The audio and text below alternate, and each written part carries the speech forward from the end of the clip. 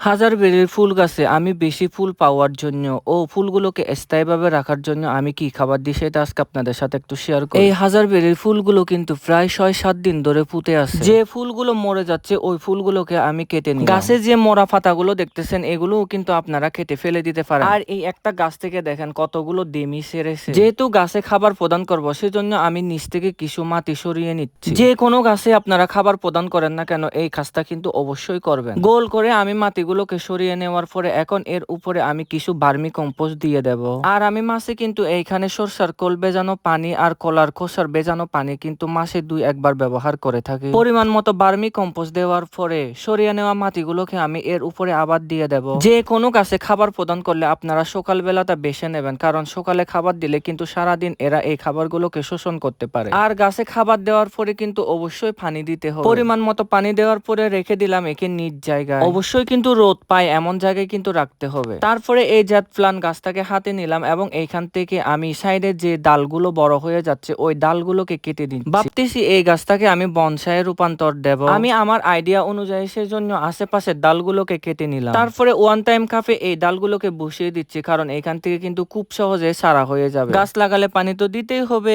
পানি দিয়ে বিদায় নিচ্ছি, দেখা হচ্ছে পরের ভিডিওতে। ভালো থাকবেন, বাই বাই।